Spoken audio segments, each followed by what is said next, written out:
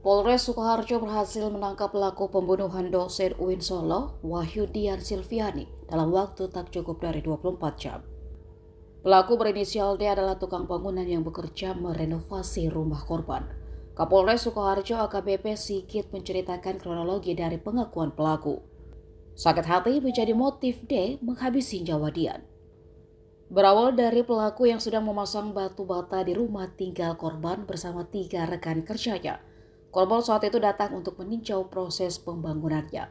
Namun saat mengecek terlontar ucapan pedas dari korban yang membuatnya sakit hati. Pelaku dikatakan amatiran oleh korban. Emosi lalu membuat pelaku gelap mata dan melakukan pembunuhan. Ia masuk ke rumah korban melalui atap belakang rumah. Korban dibunuh dengan cara ditusuk dengan menggunakan pisau di area kepala. Korban sempat melakukan perlawanan. 338 KUHP atau pasal 339 KUHP atau pasal 365. 365 itu dengan kekerasan. Ayat 3 KUH pidana. Untuk ancaman hukuman mati. Yuk, bismillahirrahmanirrahim.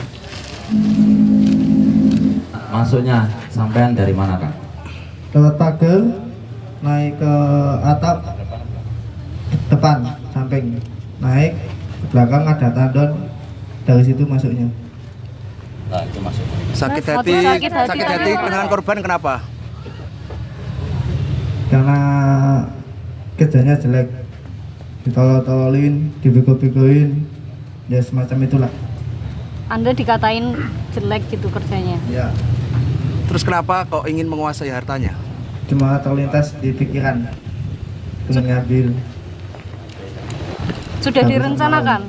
Udah. Sejak kapan merencanakannya?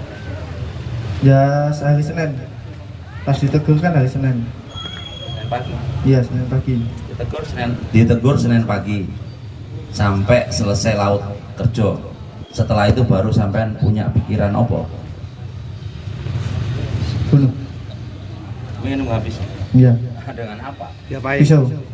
Nah, pisaunya sampean sudah mengambil dari mana? Dari kerja yang dulu, double decker. Jadi ini sudah direncanakan. Udah.